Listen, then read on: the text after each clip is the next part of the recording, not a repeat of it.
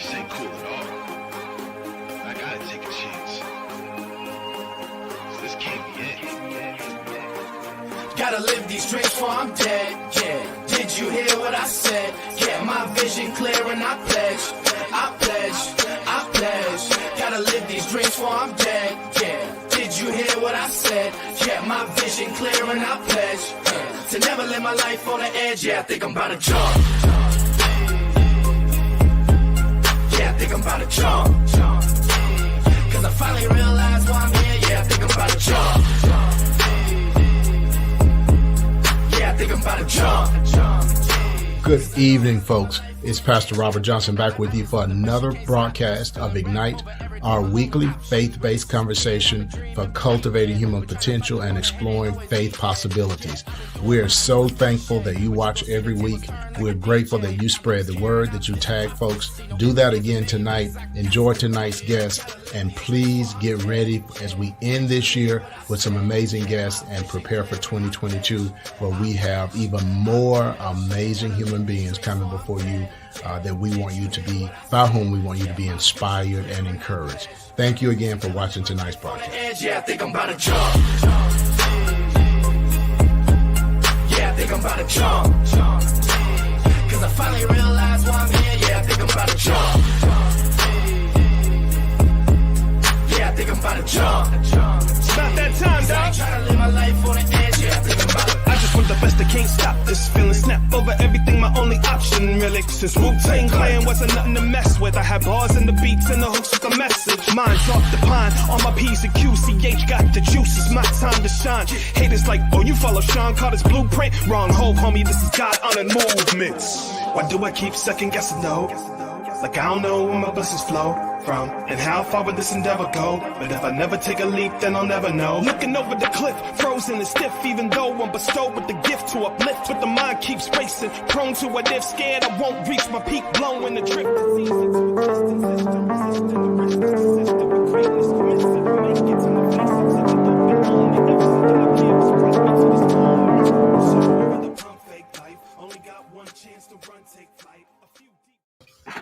Well, good morning. Good morning. I know that you are shocked to see me. It is not Wednesday at 7 p.m. It is Wednesday at 10 a.m. And I am before you for another broadcast of Ignite. We are doing something a little different this week. Hey, it's the holiday season. We're trying to bring extra blessings to you during this season. Pastor Yolanda is going to come on in just a second, and she and I will share with you some amazing things that are happening through the people of possibilities and transformation at St. Mark. Just some amazing things that will happen between now and the first Sunday in January. So we want to share some of the exciting things with you. Pastor Kyle Kalkemeyer will be with us as well, and he's going to share some amazing, exciting things that are happening at Journey Evangelical Covenant Church in Wichita, Kansas. They're our co-hosts. I want to ask you to take a moment, if you're watching right now, to tag some folks, invite them to come on and watch the broadcast. Also, we want to go ahead and tell you that we're going to broadcast live now, but we will replay this conversation with our guests tonight again at 7 p.m. Central Standard Time. We have a great person. He's been with us before. He's an author and a pastor. He is deeply engaged in the work of both of kingdom transformation of individuals and communities, but also in kingdom justice, what we refer to as social justice. But he and I and Pastor Kyle and Pastor Yolanda would refer to it as kingdom justice.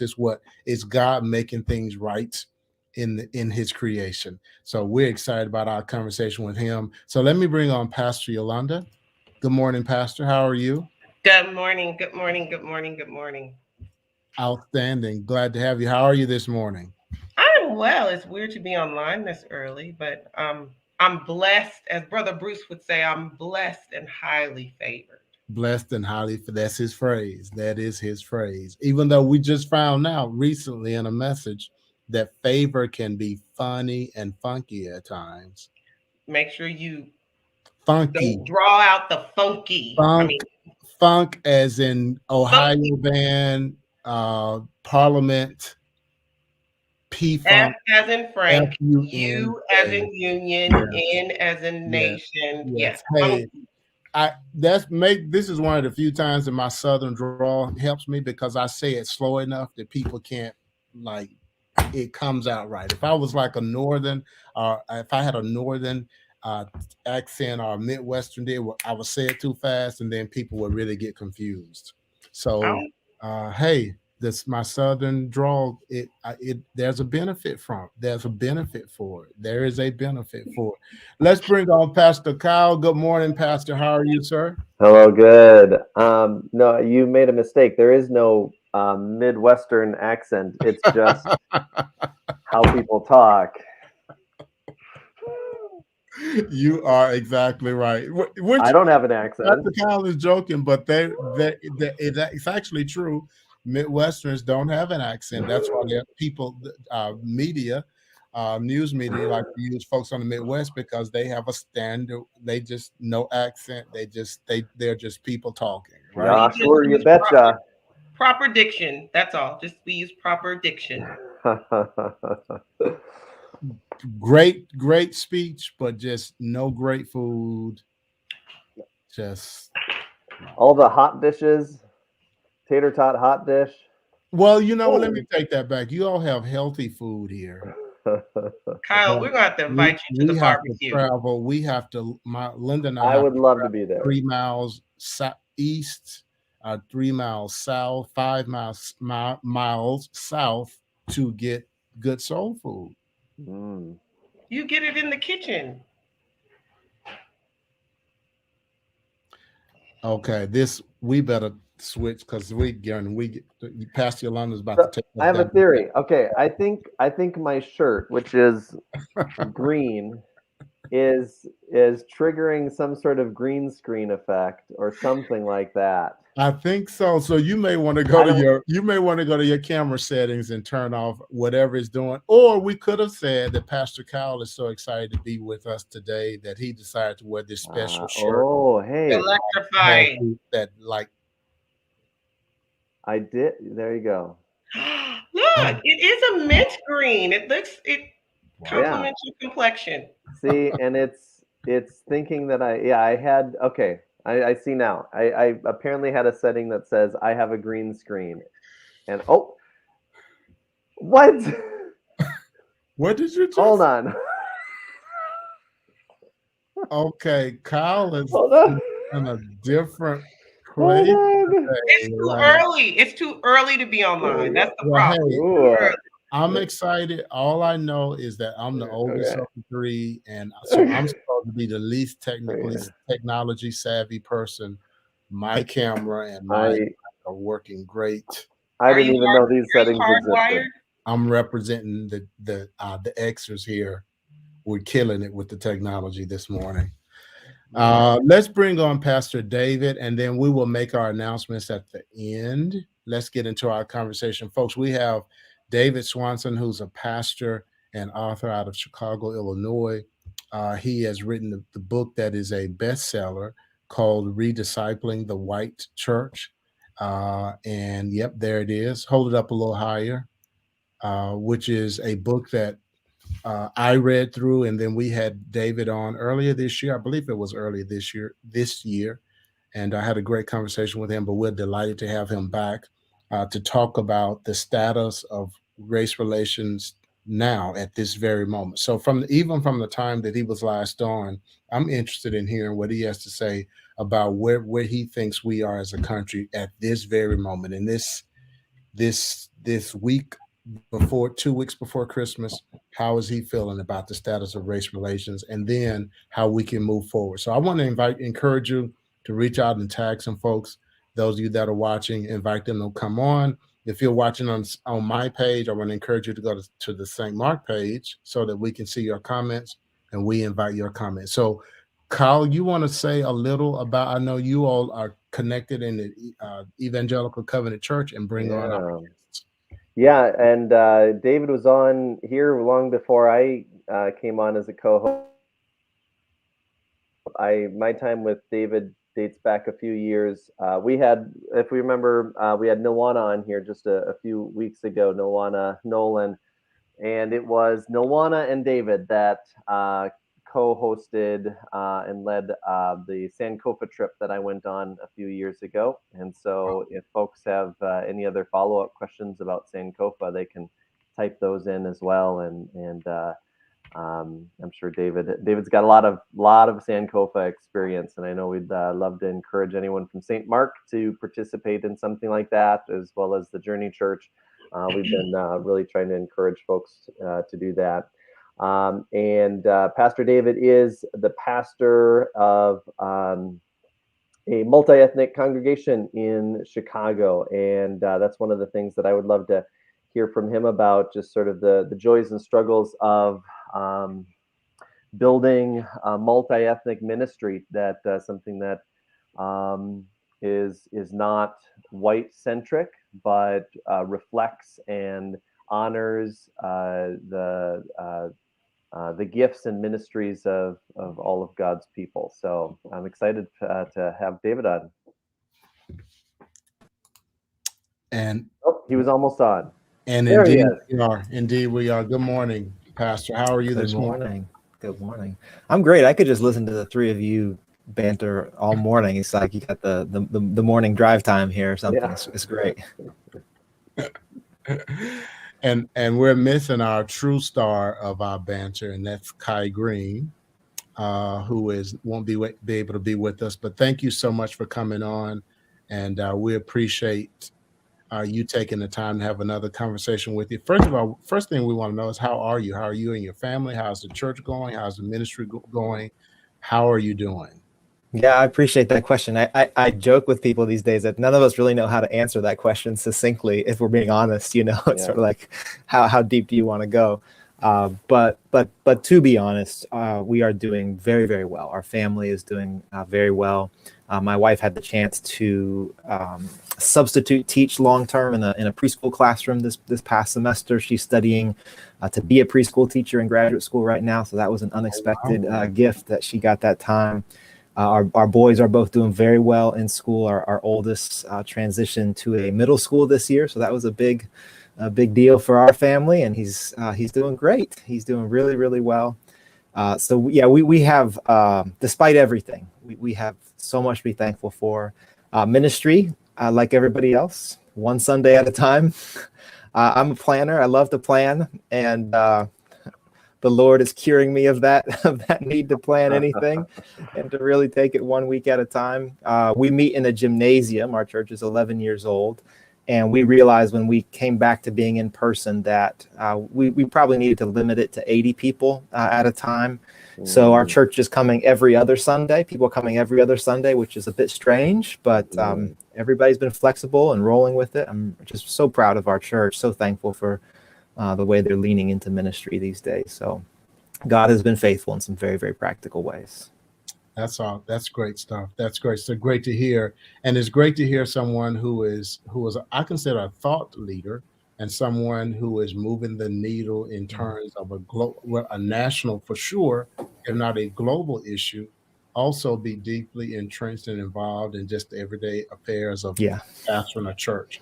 I think that's what roots are. Those of us who are in the battle for justice, that's what roots us in the work, is that we're not just talking and writing, right, but that we're in local churches, loving people and trying to connect. That's right. Yeah. I want to take a moment and shout out Pastor Yolanda, as a matter of fact, and Pastor David. You're freezing a little. I don't know if it's on your end. I'm connected through the Ethernet. Let me see if I can disconnect and just go Wi-Fi, see if that's better. Okay. And while he's doing that, I want to give a shout out, Pastor Yolanda, and to the folks. I invited Minister Lisa McDaniel to invite the folks from Calvary United Methodist Church to watch the broadcast. And I want to give a shout out because Calvary United Methodist Church is a predominantly Anglo congregation. It may be all Anglo congregation. United Methodist Church here in the city that is, from what I understand, politically mixed. So it's people from probably the entire political spectrum. But they reached out to St. Mark United Methodist Church earlier this year and inquired about establishing a long-term relationship to build friendships and build relationships to help address the issue of racial division. And so just kudos to the folks over at Calvary United Methodist Church. I know St. Mark is slowly getting fully engaged. Please be patient with us because we appreciate your connect. And I think that that's what churches are privileged churches that are empowered, churches that benefit from certain social privileges. That's what those churches have to do is reach out and initiate some of those relationships. Thank you so much, Calvary United Methodist Church. Amen. Amen. Pastor Yolanda, you want to say anything else about that relationship? I just know that Minister Lisa had an amazing time in their recent book study. It was quite successful. It was an intimate setting where people had the opportunity to be vulnerable, ask questions, and share true thought. We're looking forward to the next time that we come together, and we'll be selecting their next book, I believe, soon. I think Sister Lisa is on with us. So I just think that when people can actually say, okay, here's a problem. And I think this was true of Pastor Kyle as well. I realize that I'm living in a world, I'm living in a community, and I have to take some type of action to be a part of the change. I can't sit back and wait for it to be part of policy or politics. I have to be part of the change. And I really believe that's where we're going to begin to treat people with Christ-like love. It begins with us as individuals. Did I answer your question? You're mute. You're mute. Yes, you did. Thank you, Pastor Yolanda. Thank you for answering that. That was a great answer. And thank you for giving us more information. I believe Pastor David is back with us. Pastor, are you back with us now? I'm here. It sounds like I'm still freezing though, huh? Yeah, but we can hear your voice, so we're going to talk right on and keep right on going. So one of the questions I have for you today, and then I have just those two general questions, and then Pastor Kyle is going to take us a little more into some details of the work of congregational, of racial healing. I want to say to St. Mark, before Pastor David answers that question, that when we set our goals for 2022, I asked you all to go back and pray about it. Let's not rush into it just to say we got our goals before the start of the year. So we'll come back in January after a time of discernment and prayer and set our final goals. I'll share with you all now that one of the things that I will ask us as a church to do is to make, using the influence of St. Mark in the city of Wichita and the state of Kansas, using our influence to help bring racial healing, to engage. I think it's wonderful that Pastor Kyle reached out to me and to St. Mark. I think it's wonderful that Calvary United Methodist Church and First United Methodist Church have reached out.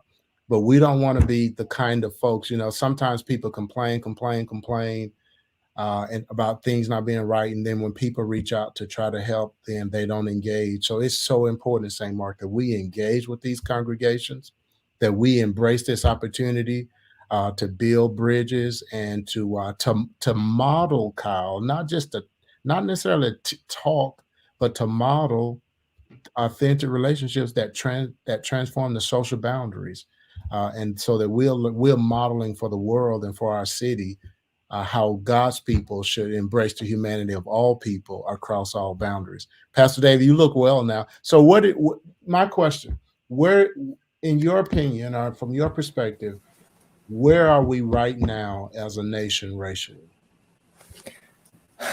I mean, boy, how long do we have, right? I think what I would say, just to keep it relatively short, because I know we've got lots we could talk about today, is we are in a very different place today than we were 12 or 18 months ago. 12, 18 months ago, it was the summer of 2020, and we all remember what was happening. And we all remember that there really did feel as though something was shifting. And I think those of us who've been in this for a while were a little humble about trying to say what exactly was shifting. And certainly some of my mentors and elders, were the folks who I would go to. But what I heard consistently a year ago was, we've never seen so many white people willing to speak publicly and act publicly for racial justice. And that's what seemed to feel different to people who've been in this for a while. And so I took that seriously. I can be a little skeptical about these things, but I listened to that and I took that seriously. Well, if you fast forward 12 months, what is the number one thing we're talking about? It's no longer racial justice. It's no longer moving the needle in very practical ways. What we're talking about is critical race theory, or we're talking about, school board fights. We're talking about books being banned from public school libraries that have to do with racial justice. This is what's sucking up all the energy in the room right now. And that's deeply discouraging, I think, to many of us who understood that there was something important happening last year. The thing that helps me in this is to realize that there's nothing new under the sun, that the backlash that we're experiencing right now is simply part of the pattern that has always existed in this country. So there's any time that there is measurable, noticeable progress toward racial justice, particularly for African American citizens in this country, there has always been a white backlash. There's a historian named Carol Anderson who's written really well about this, and who just shows throughout history, every time there is progress towards justice, there's always an ensuing backlash. So as discouraging as that is, my hope for us right now is that we don't get overwhelmed by it. We don't think, well, this is something new or something different. No, this is the same old story. And what's called for in a moment like this is not that we try to throw everything away and do something new, or think, well, what we were doing before wasn't working. No, this is just the predictable pattern of evil resisting righteousness. So let's be faithful. Let's keep doing what God has called us to do. Let's not lose the plot. Let's not get so sucked into debates about critical race theory that we actually miss where God is moving and working all around us on some of these things. So certainly, Pastor, there's a lot more we could say about that. But I think if I compare just that 12-month, 16-month period, that is what feels a little bit different to me. And I think I agree with your assessment. But I appreciate that you give us hope, because I tell you, Pastor, there are days, David, that I feel hopeless. Yeah. Race relations. And that doesn't, what it doesn't do, it doesn't provoke hate in me, or doesn't provoke resentment. What it provokes in me is this kind of, okay, we've got to take some other more aggressive stances to make people pay attention to our issues and the things that are happening with us. So I begin to think about issues like boycotting and that kind of stuff. And I don't know how effective that will be, but I will say that it does give me hope to be reminded that this is a cycle that our country has been through many times before. The Reconstruction period, post-Reconstruction, was certainly one of the periods that happened. And we can go through and mention several of those moments. So thank you for reminding us that this has happened before. And somehow, we've always found a way to move forward and keep things pushing in the right direction. I will tell you, though, and I'd like to hear feedback from you and Pastor Kyle and Pastor Yolanda, how you all are feeling about this. So when I say that, Pastor, and I ask myself, but is there anything that's different?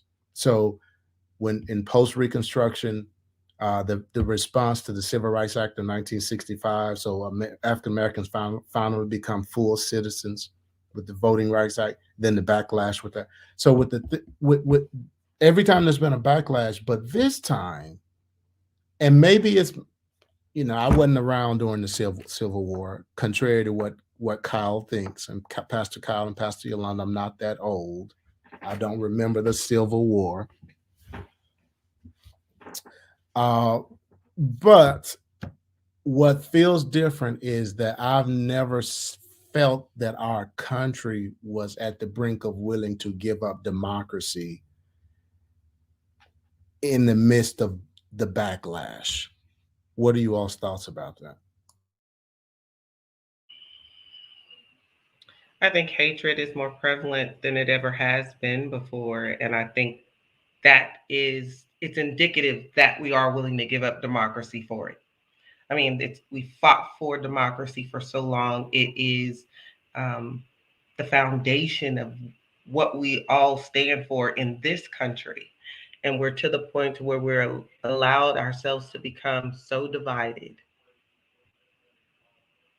And it doesn't matter what what we're divided for. We can talk about race, but I mean, we're divided now due to vaccinations. We're divided about religion. And that's one of the questions we want to talk to you about too, about Sunday being the most segregated day of the week. I think at this point, it's gone on for so long that people have lost that hope and they're so angry and they're just ready to just tear it all down on both sides. Yeah, and I'm thinking too, the bigger the movement, the bigger the backlash, right? So there's not going to be an enormous backlash if there's just been a sliver of movement forward. So I suppose if there's something to recognize in there, it means that people who are pushing the backlash are recognizing that something big has happened, and it has felt like there was a fair amount of movement forward. Like eyes were being opened, people were recognizing, okay, maybe there's something deeper. And so, if there's any good news in this, it's that I think maybe the severity of the backlash is just evidence of that many people coming to a bit more of a realization than has been in the past. So maybe it's good. I don't know. I mean, I'm not going to I like that. sugarcoat it, but it is. I hope we recognize that maybe there is some a bit more movement than that it doesn't have to be 2 steps forward and 2 steps back. That maybe it is 2 steps forward and 1.5 steps back, maybe 1 step back, but that there is progress and movement. That's thank you for that. That's hopeful. That gives hope. That's more hope. I think there's progress in undeniable truth. I think before there was opportunity for you to say, well, maybe this isn't happening. But I think with the World Wide Web, social media, and all of the technology that we have privilege to now, there's no way that you can say that it's not actually happening. And I think that is why eyes have actually been open. It's on the news, 40, 50 years ago, it wasn't as prevalent, but everyone has a cell phone. Everyone is recording. As soon as something actually occurs, someone's chronicling it. Now, we can talk about Fox News that can put a spin on anything, but more often than not, you're truly getting people in the media that are telling the truth and they're not scared to do so. So I believe we'll continue to have backlash, but I believe with undeniable truth, there has to be some traction. That's hopeful. Great stuff. So, Pastor Yolanda, you're saying too, kind of saying too, Pastor College. It reminded us that um, that that maybe there's such an aggressive backlash right now because we really made some progress. So that gives me hope. And then, Pastor Yolanda, you're saying that what I'm interpreting as a more intense division may be a matter of just more exposure to the tension, that more people are aware of it because we're not waiting for a few new news stations to tell us. It's everywhere on social media. So then there's a more of a global awareness of our deep divisions. Yeah, more is coming to the surface. Or it's coming to the surface. Yeah. And biblically, don't demons make the most noise when they're about to be cast out? That's very true. That's very true. That is very true. Yeah. You were most noisy when I was casting demons. So I can definitely confirm in at least one case. Pastor Swanson, how are you? Let's go to your congregation. We talked about the fact that it is. Well, I wanted him, before we go to his congregation, I wanted to know if he get his response too on just that question of, are we, is it just a matter of us being more aware of it? Does he feel like, what are you? I think Pastor Yolanda was trying to save you from yourself there, Pastor Johnson. I think that's what that move was right there. I always do. I always do. Yeah, we need that ministry for sure. Each of us do in our lives. Yeah, I honestly don't know. I think that this country has yet to really be a multiracial democracy. That vision is one we have never fully embraced. And I actually am not sure that we quite know what it would feel like to live in a truly multiracial democracy. Somebody's going to clip that and they're going to post that online. I'm going to get in all kind of trouble. But I really do believe that. And I think that anytime we get close to it, there's this pushback. I remember living in Southern California as a high school student, and there was legislation that was being passed that would have made it illegal for the children of undocumented immigrants to attend public schools. Now, that will never again happen in California because the demographics have changed so much. This was in the mid-90s, right? But the closer you get to that tipping point, the stronger, the closer we get to the promise of a multiracial democracy in this country. I think this is Pastor Kyle's point, the stronger the pushback is. And so I think that we're experiencing that right now, where, to Pastor Yolanda's point, a lot of those changes are undeniable. Even if you live in a relatively, racially homogenous area, you still understand that the country as a whole has had some significant changes, and those changes get exploited. Those changes get used to instill fear so that somebody else can gain power. It's the oldest trick in the book, but we're seeing it utilized really well right now. I do share your concern about the way that people, and I'm a pastor, so I'm thinking of Christian people, are willing to sacrifice democracy for power right now. I don't think it's the first time. I think that the Civil War was that as well. It was a treasonous act, right? But I think we're seeing it again. We're seeing people who would say, if I have to choose between power and democracy, I'm going to choose power, however I define it.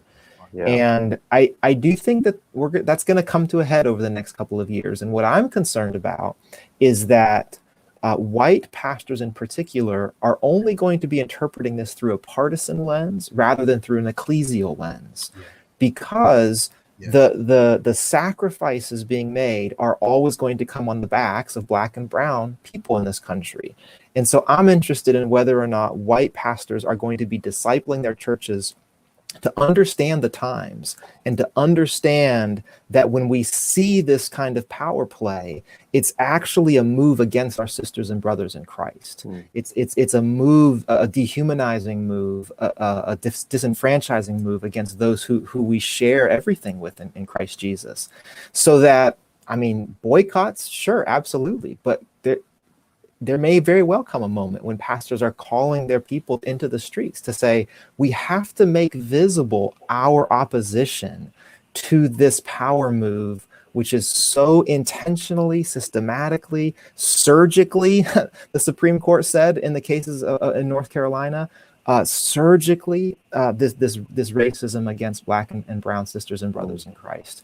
So I'm curious about that over the next couple of years, of whether we have eyes to see and ears to hear what's actually happening, preparing our congregations to stand in solidarity with the body of Christ. Wow. Very well said. Very well said. Very well said. And I so appreciate you saying that, because I feel that sense of urgency and I'm paying close attention. I've been telling Pastor Yolanda that I think that we're at this place and that something, it's going to come to a head. Something's going to happen over the next couple of years. And so St. Mark, again, those of you that are watching, that will watch this broadcast later, that's why I'm calling us, our leaders, our leadership and our church, to be engaged. St. Mark has influence in the city and the state. Let's use that influence. Let's fully engage and help be a kingdom force in this, in the same way that Pastor David is doing in his local church where he is. And we're going to get into that. I want to get into that because we want folks to have some practical things that they can do on the local level. So Pastor Kyle, if you'll lead us in that, let's have Pastor David describe what he's doing there in Chicago, and then what advice and counsel would he give to the rest of us to move beyond the worship hour being, as Pastor Yolanda pointed out, hour in the week. Yeah, and as a preface to the question, I know your book talks about that so often, essentially, white congregations want to go multi-ethnic, and so let's try to get non-white folks into our church, and then kind of everything stays the same, and the need to re-disciple white congregations, and so. So I recognize that the goal isn't necessarily always let's just get a bunch of different people, diversity in the church. But I'd love to hear kind of your church's history of planting as a multicultural congregation. And since we're talking about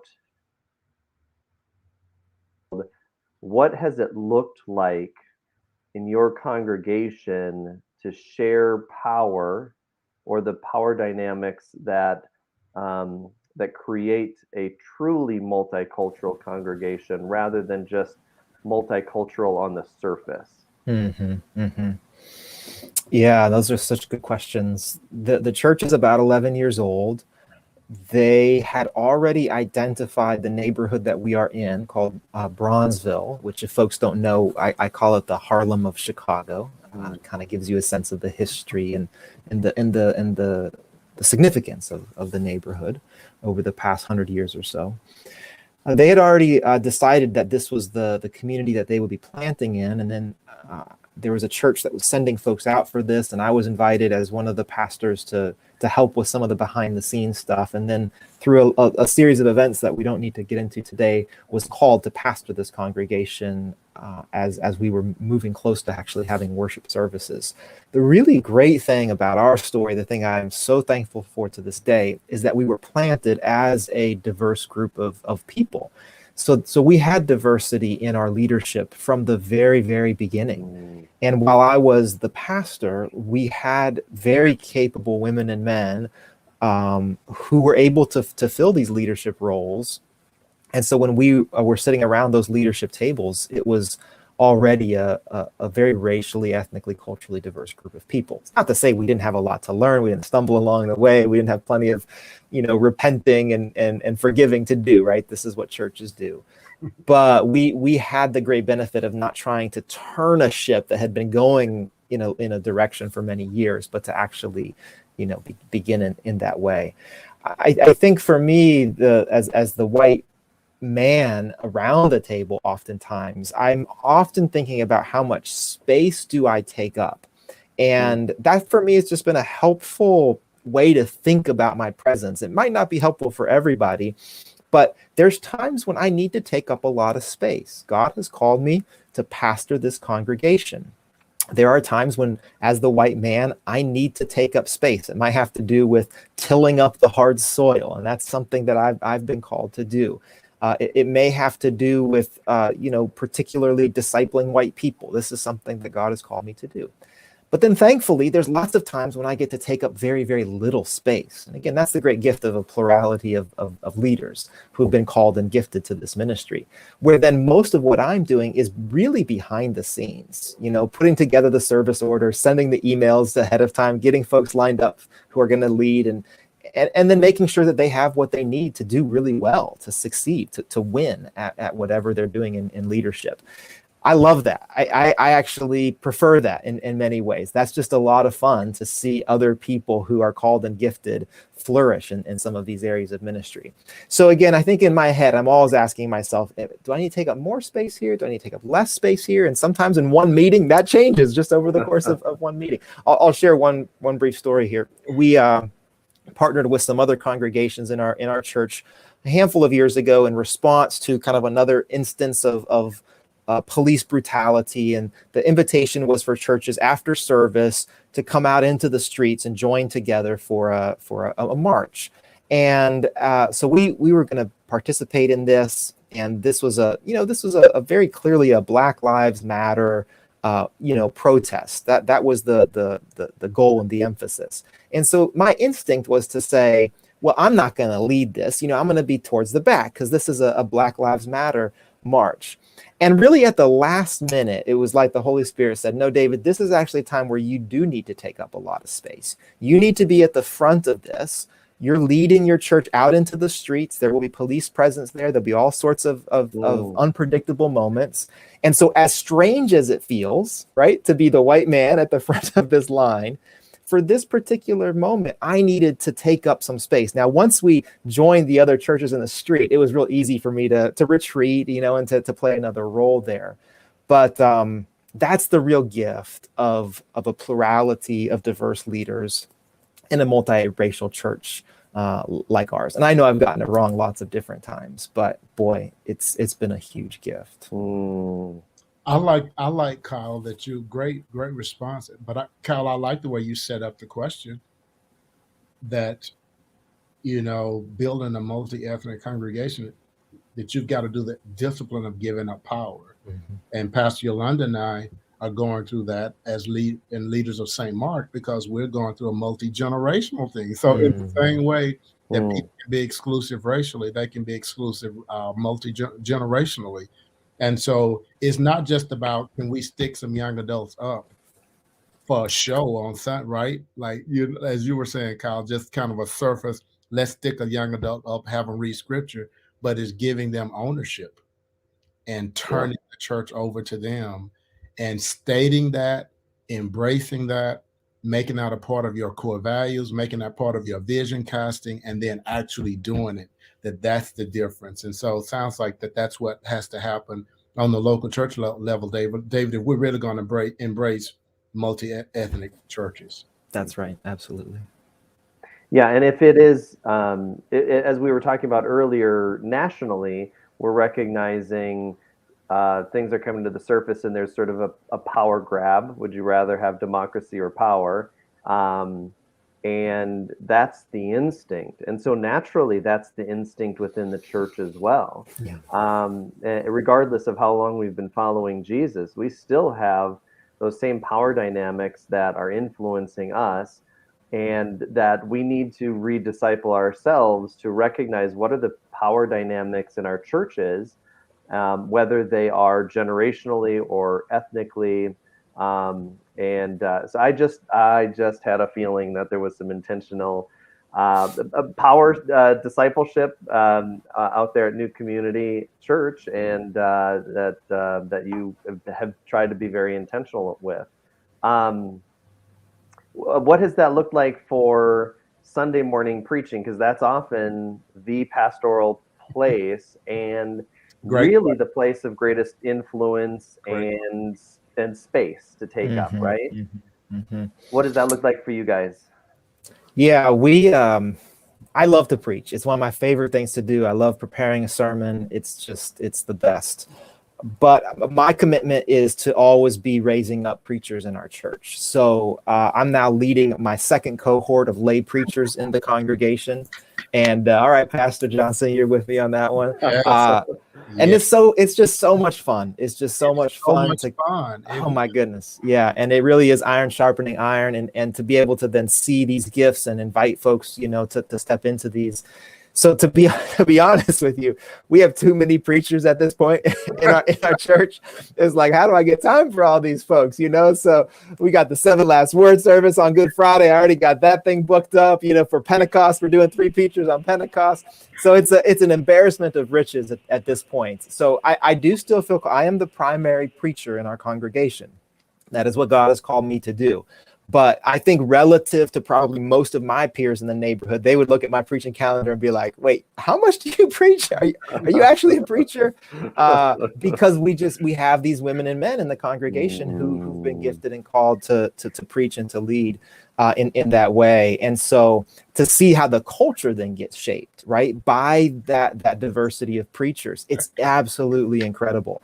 And it, for me, at least, it really increases my pneumatology, my theology of the Spirit, right? Because you start to see, the Spirit is speaking to all of us. And look how these threads are being woven together. And look how when that person preached 3 months ago, we're starting to see that thing come back up when this person preaches. So it's just, it's the same thing with power, right? Like, it's so hard to give up power.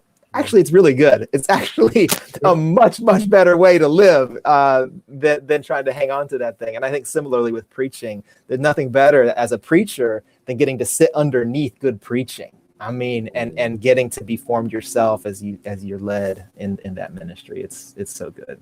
That's a great answer.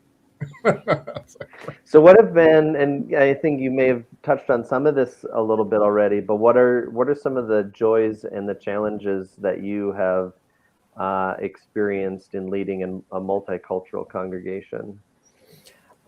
For me, it's gospel witness that's the number one joy. I have a really strong theology that what Christ accomplished on the cross really is meant to change how we live together. And I just don't, to be satisfied with anything less is very strange to me. It's very, very strange to me. So I think this is God's design, that it's less what the church does, though what we do is incredibly important. It's who we are. There ought to be something about our very identity that when the world looks at us, they don't get it. They have to encounter the gospel. There has to be a gospel lens in order for them to rightly interpret our very identity. If people can look at our church without the gospel and go, oh yeah, that makes sense to me, then I don't think we're fully living into what God has. So that's the great joy, is having this gospel. Our city is very segregated.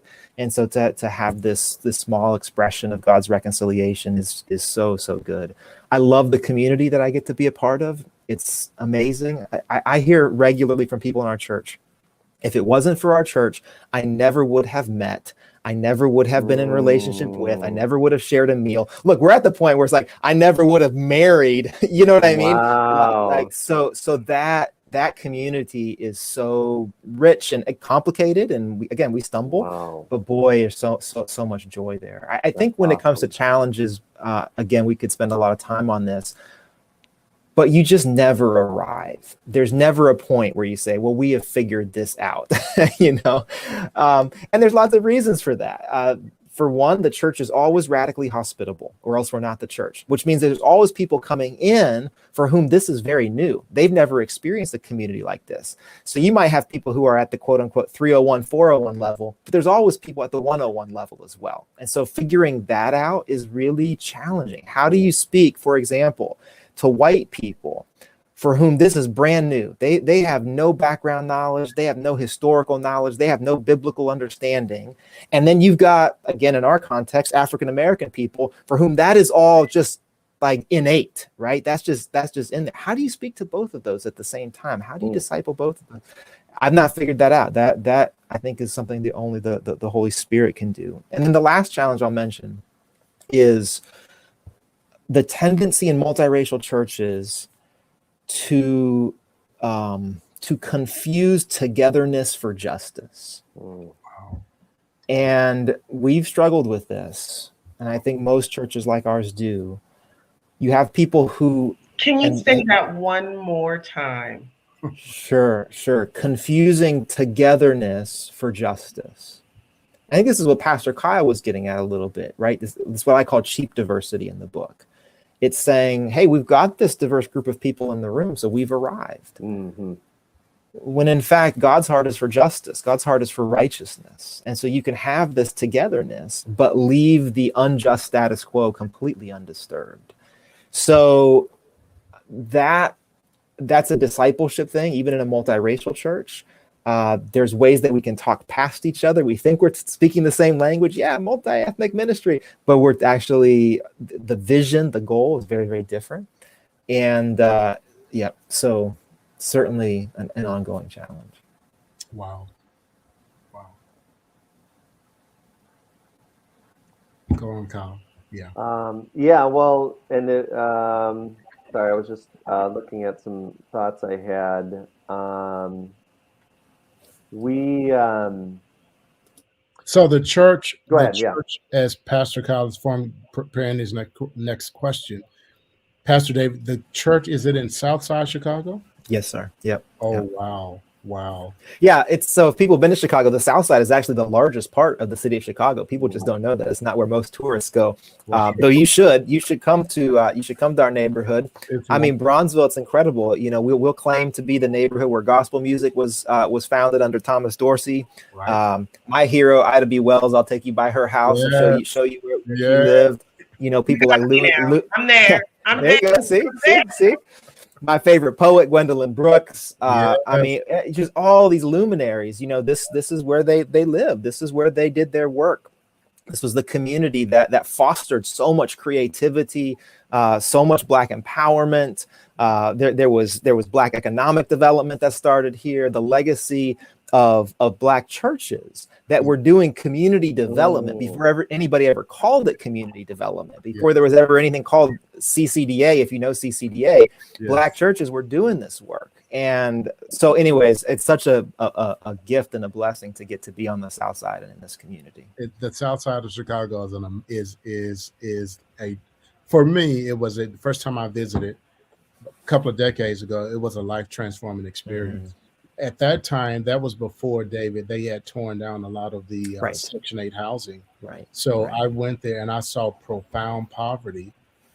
But I saw profound visible poverty, primarily among homeless people, borderline homeless people.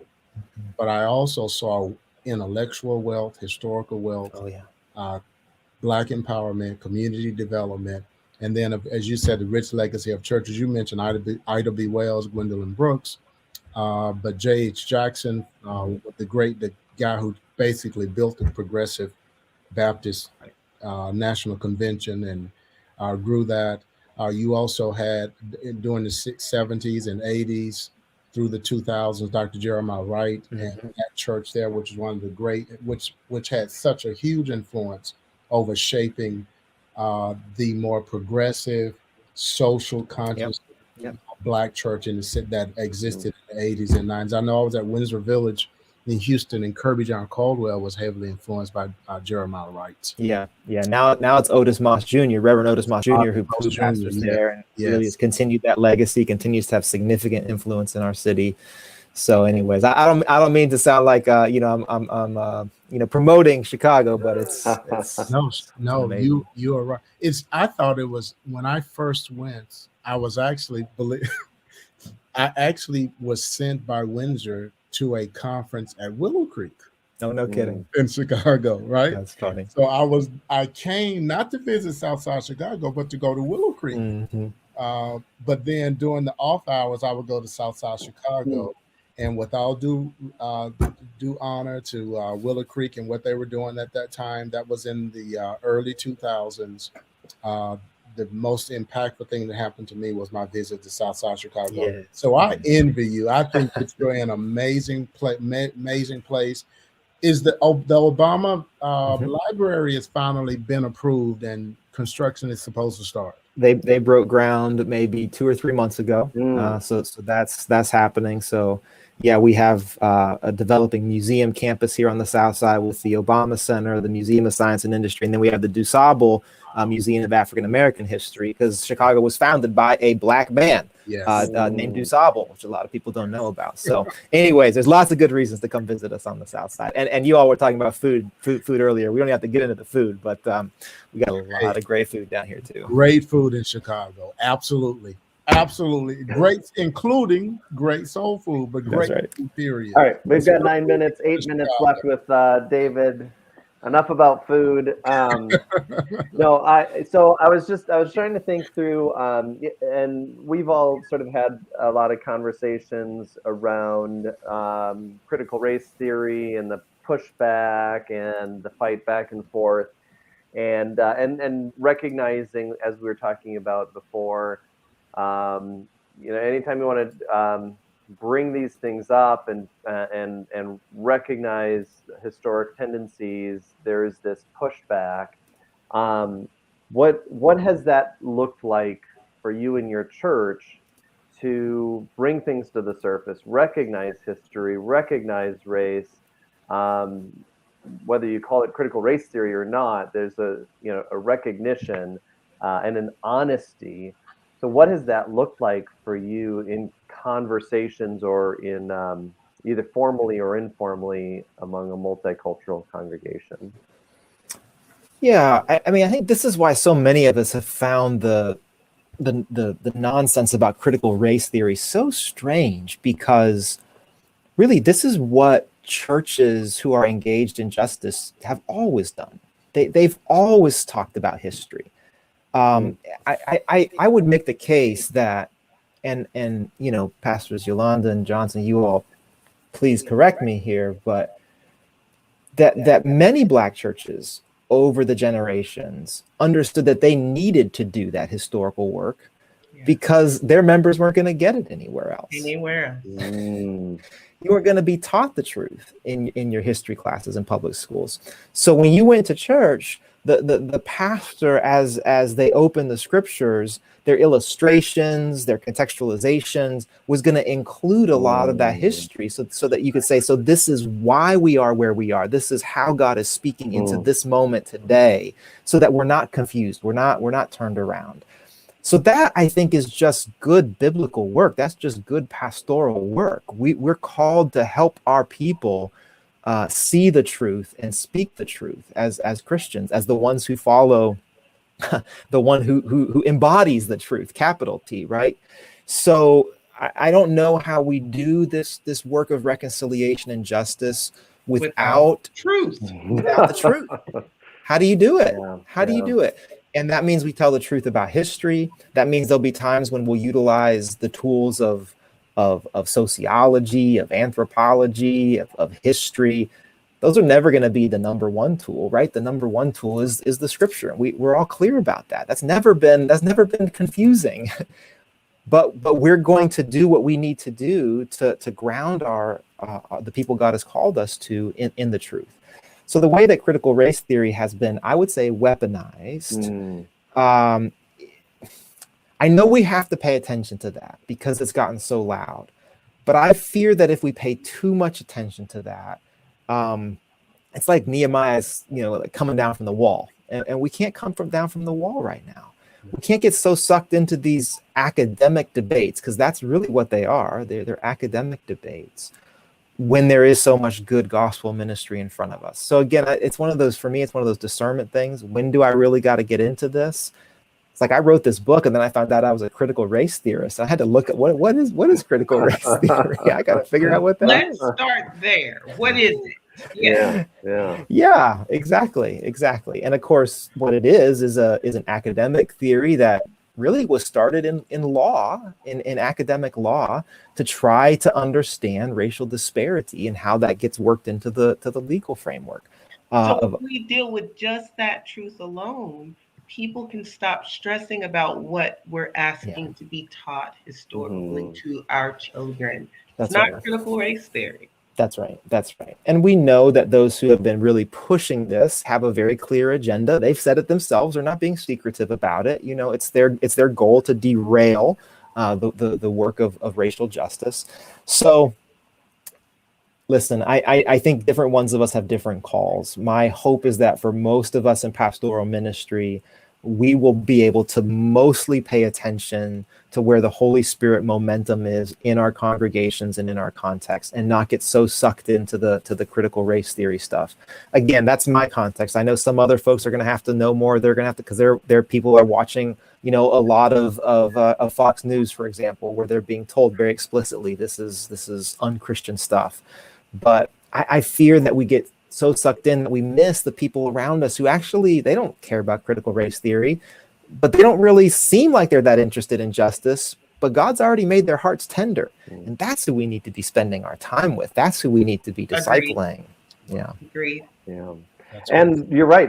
Regardless of what, even worst case scenarios, we're leaders in God's church and able to communicate and have conversations that can and share power. And regardless of what goes on outside of our walls, we're able to model that and emulate that and share those stories that don't get shared in public schools.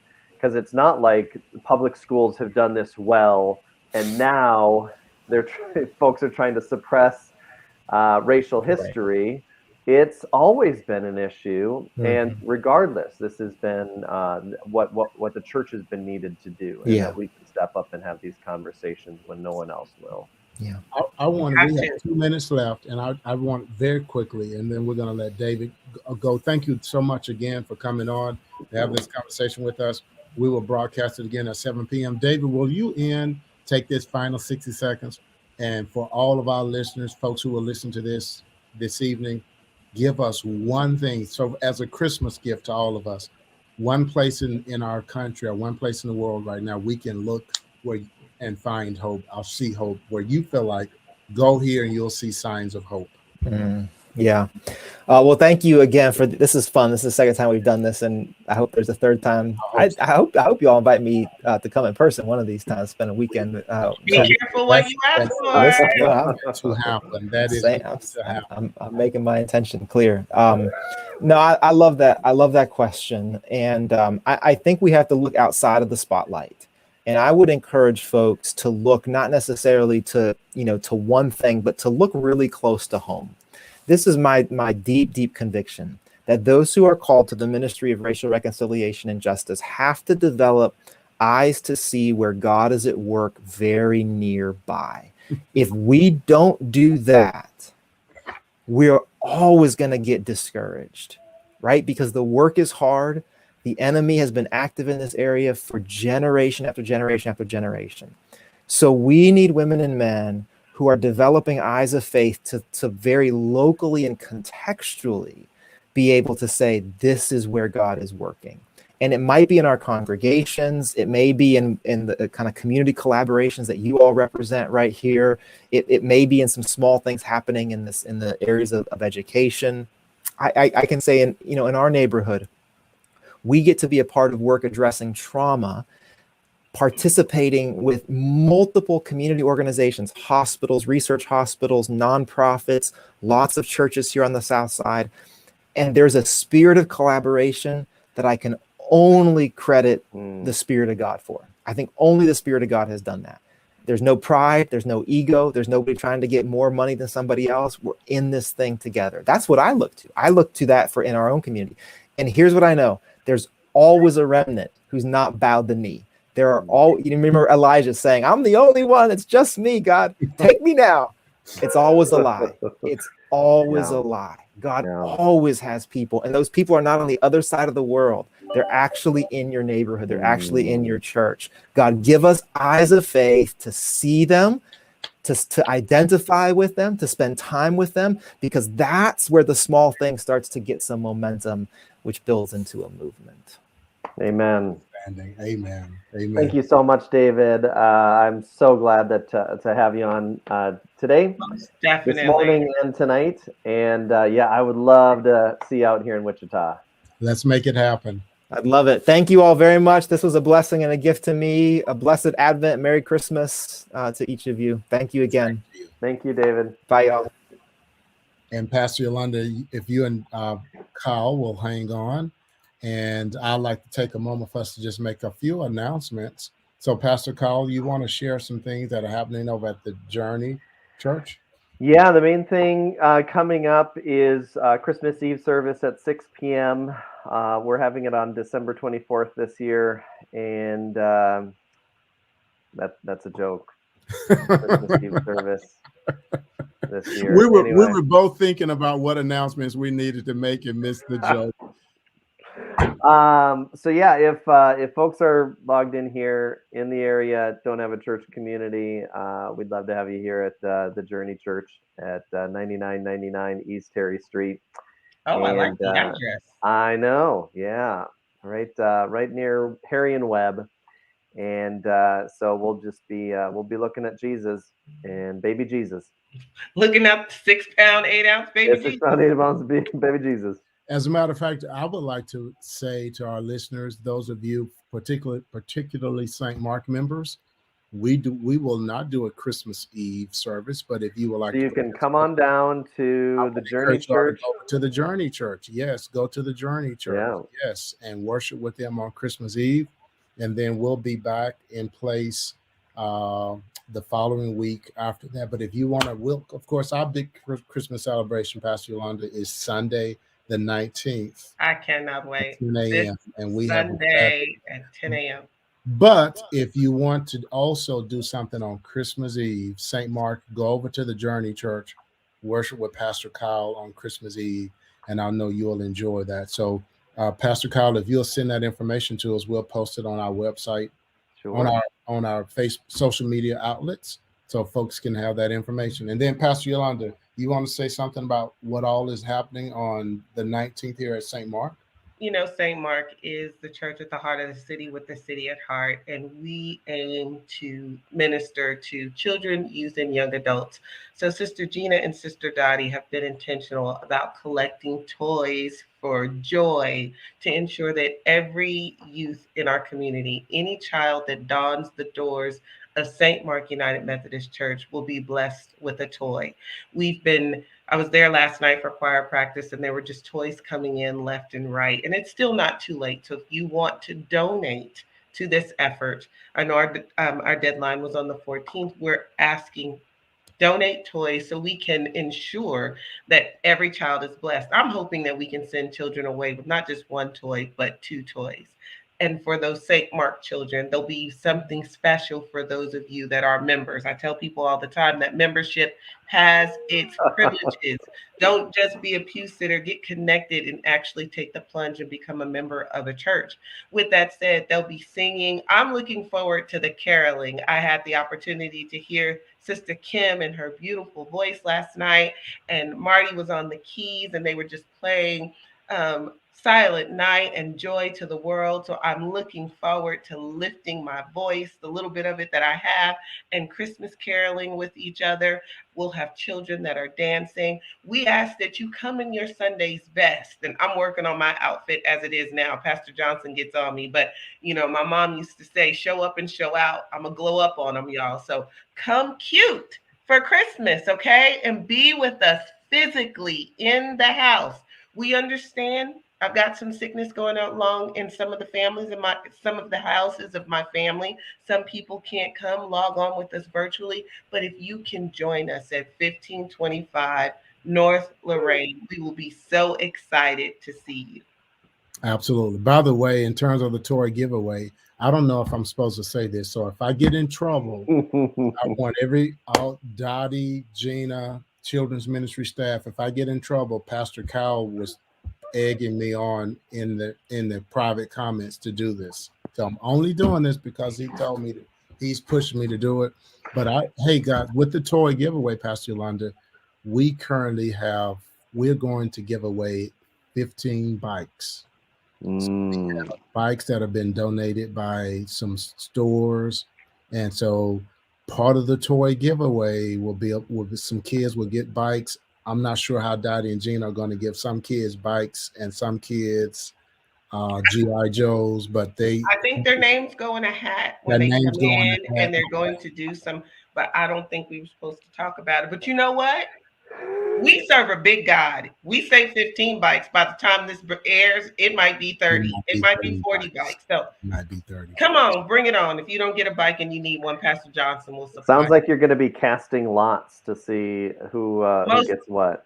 And we are, and I went and found biblical ground in proof texting to back so that we could do it without any kind of reservation, Pastor Kyle. So I went to the book of Acts where they cast lots to decide who was going to be the next disciple. Yeah, the book of Esther, Esther as well. That's they cast lots. Purim in Hebrew, which is where you get the Jewish holiday of Purim. Hey, there you go. There you go. But we're so excited, folks, and we hope to see you out. Christmas caroling from 9:45 till 10, and then we're just going to have an amazing celebration with worship, with scripture, with some amazing music, and then a message for a Christmas message. So we hope to see you out St. Mark on Sunday at 9:45, actually, for the Christmas carol time. 9:45. Regular worship at 10 a.m. Thank you, Pastor Kyle, for coming on. Folks, we will replay this broadcast tonight at 7. We apologize for the technological issues we had with Pastor David was not able to be seen visibly, but you could hear him. Yeah. Clearly. And you could hear him clearly. So we played the broadcast, and please share it and please let folks know about it, because we want everybody engaged in this important work. As church leaders, as faith leaders, as disciples of Jesus Christ, let's not just be people who go on social media and complain. Let's not just complain in our families. Let's not just turn away and stick our heads under the carpets. Let's engage the issue, this major issue of our time, and be a light and be a source of hope for people, for how we can move forward and learn to affirm the humanity of all people. Thanks. Amen. Thank you all for tuning in, and we will look to see you all at 7 p.m. tonight, and then Ignite will be back before you in January for some more amazing broadcasts. Already working on the list. With Pastor Kyle, as only Yolanda could say, with amazing people. Wow. Wow. That's Right? amazing. Yeah. Have a blessed day. God bless you all. Love you all.